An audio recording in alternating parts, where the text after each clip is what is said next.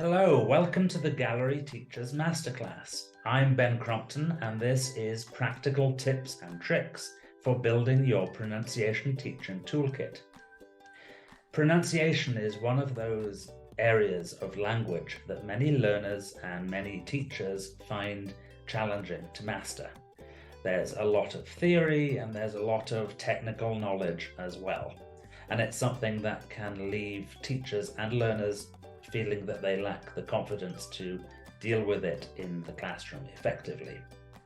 So in this practical workshop, we're going to break down what pronunciation is into really simple ideas.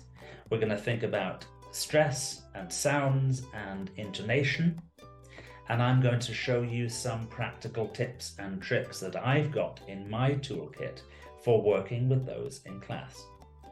We'll also explore how pronunciation is linked to listening and how you can start to build learners' awareness of what's happening in speaking.